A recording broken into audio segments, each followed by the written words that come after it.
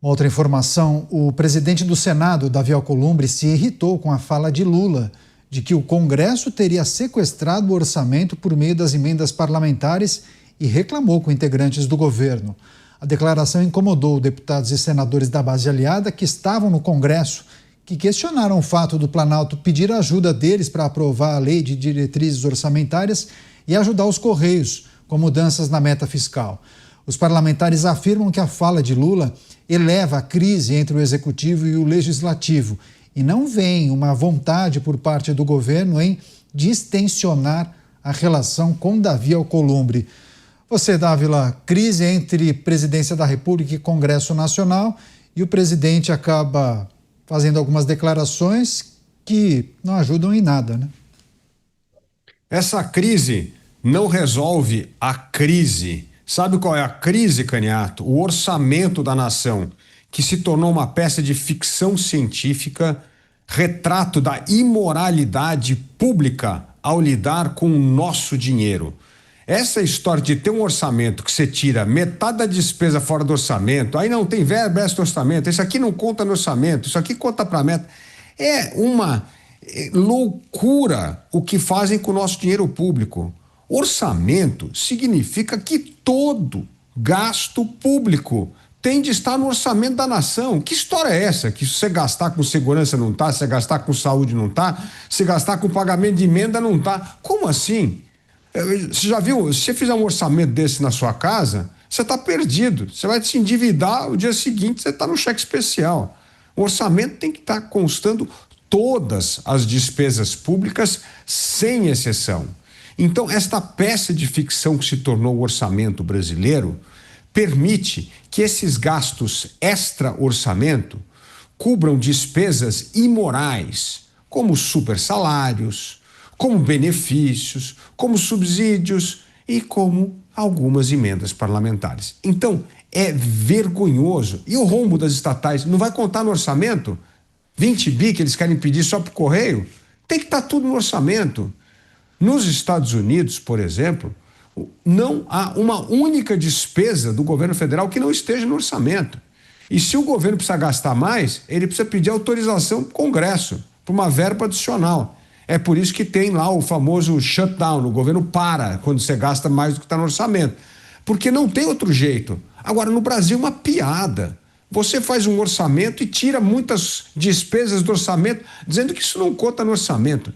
Então, está na hora do Brasil levar o orçamento a sério. E eu espero que os candidatos da direita à presidência da República se comprometam a fazer um orçamento impositivo. Tem que valer o que está no orçamento. Não dá para ficar transformando o orçamento em peça de ficção. Isso é uma irresponsabilidade com o dinheiro público, com o contribuinte e com o país. Porque é isso que causa rombo e nós passamos esse rombo para as próximas gerações. É uma vergonha. Então, em vez de ficar brigando o legislativo com o executivo, o presidente do Senado devia ver como é que vai fazer um orçamento de verdade e não ficar aceitando pressão do governo para tirar coisa do orçamento e liberar uma despesa fora do que está comprometido no orçamento da nação. Pois é, cria um arcabouço fiscal, mas daí tem tanta exceção que você não sabe nem o quanto eles conseguiram estourar daquele valor inicialmente previsto. Mas você, Diego, primeiro o presidente da República fala que o Congresso sequestra o orçamento. E aí isso atingiu em cheio Davi Alcolumbre, que, muito irritado, foi reclamar com alguns integrantes do governo federal. É mais um capítulo da crise, do mau relacionamento que o atual governo tem com o parlamento desde o início, Caniato. Não é nenhuma novidade, é que chegado o fim do mandato, o relacionamento está desgastado em último grau. E agora com alguns tensionamentos pontuais, como o caso da indicação de Jorge Messias ao Supremo Tribunal Federal, que frustrou muito a expectativa de Davi Alcolumbre, também essa briga pelo orçamento, porque o parlamento também tem a sua disfuncionalidade de querer participar do orçamento de forma exacerbada. Isso também não pode ser naturalizado, não pode ser normalizado. Quem tinha que deter o controle do orçamento é o Poder Executivo, e não o poder legislativo, infelizmente nós temos a criação dessa cultura do governo por intermédio de emendas parlamentares. Então, é o capítulo quase que final de um desgaste dessa relação que deve avançar para um rompimento completo, o que é muito perigoso para um presidente da República que almeja a reeleição e que tem que emplacar no seu último ano de mandato os seus pacotes de bondade. Nós discutíamos até agora o quanto a nova estratégia de direita facilitou a vida da reeleição de Lula, mas isso não muda o fato que Lula vai ter um último ano de mandato muito conturbado se não conseguir estabelecer uma base sólida no parlamento. Lula fez muitas concessões no orçamento, como o calendário de emendas, a liberação da maior parte das emendas até julho, o volume recorde de emendas, mais uma vez, salvo engano, 50 bilhões de reais reservado só para emendas parlamentares, o que chega a ser curioso, né? Porque nós vemos os esforços do ministro Fernando Haddad para tributar 1 bilhão a mais aqui, mais 2 bilhões ali, tentar criar um novo imposto para cobrir ali um rombo de 5, 6 bilhões e o Congresso tendo acesso a cerca de 50 bilhões de reais do orçamento brasileiro. E aí a gente coloca nessa conta mais o fundo eleitoral aí, que é mais uns 4 bi, enfim, dinheiro tem, mas como disse aqui o Dávila, o dinheiro é muito mal empregado, é muito mal utilizado, muito mal distribuído, o que chama a necessidade de mais hora, menos hora, o Brasil fazer uma revisão da distribuição orçamentária no Pacto Federativo. É uma outra pauta, é algo totalmente abstrato, mas nós temos uma disfuncionalidade tão grande que é impossível a gente não pensar que seria muito melhor que os estados ficassem com a maior parte do fruto da sua arrecadação e pudessem assim fazer uma distribuição mais justa do orçamento público. Essa guerra entre os poderes, no final das contas, é sempre sobre dinheiro e o acesso que as figuras da política têm ao dinheiro público e como eles podem empregar isso com finalidades eleitorais. Sem dúvida alguma, né? O Congresso aprova muitos projetos que são preparados pelo governo federal, que já pensa, bom, se aprovado eu vou usar isso como troféu na campanha eleitoral.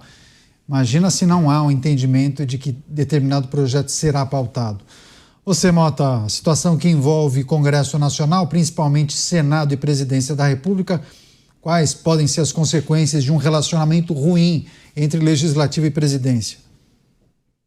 É difícil dizer, Canhato, mas não deixa de ser curioso a gente assistir o governo, no mesmo momento, dizer que não tem problema com o Congresso, mas chama o Congresso de sequestrador.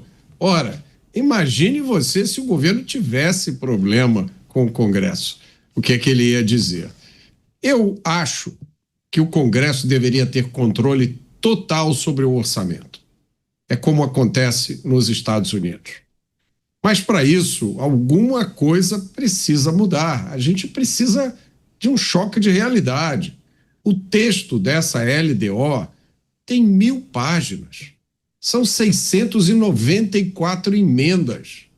É difícil imaginar que muitos parlamentares tiveram tempo para ler e entender o que está no orçamento. O processo orçamentário do Estado brasileiro é complexo e obscuro. Ele está totalmente fora do alcance de 99% da população. E há quem diga que isso não é um problema, isso é uma vantagem do processo atual. Porque aí os poucos que entendem, que sabem o que está acontecendo, fazem o que eles querem. Dávila, quando a gente fala da situação que envolve o relacionamento entre Congresso Nacional e Presidência da República, quais podem ser, pensando num cenário de exagero, o que pode vir a acontecer se essa relação não melhora?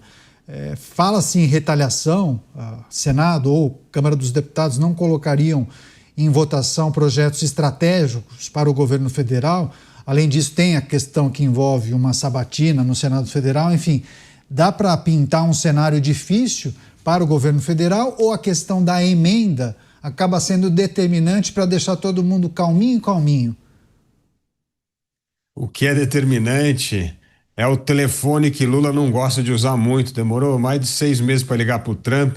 Vai ter que ter a conversa com o Davi Alcolumbre e tentar parar as arestas, porque o Congresso tem sim um poder de paralisar não só os projetos que o governo tem interesse em aprovar, como também de aprovar projetos da oposição que o governo não quer nem sonhar em ver aprovado. Então isso pode criar enorme tensão. Agora, Caniato, a realidade é que nós temos mais 15 dias de Congresso Nacional, depois tem um longo recesso, e aí só vamos falar de política novamente lá para perto do Carnaval, né? Então, assim, isso tudo pode, as relações não vai esquentar a ponto de ter um rompimento drástico até o dia 20 de dezembro, que é a última sessão do Congresso Nacional. Então, daqui a pouco vai todo mundo para a praia, tomar caipirinha, tomar água de coco, esquece a política por alguns meses e quando voltar a coisa está diferente. Então, não é para apostar que este rompimento, eventual rompimento do Congresso com o Poder Executivo vai ocorrer agora. Agora o ano já praticamente acabou, mas essa tensão pode continuar quente no início do próximo ano, se não houver mais diálogo entre os poderes. E eu tenho certeza que nesse recesso haverá algum tipo de conversa entre o presidente da República e o presidente do Senado.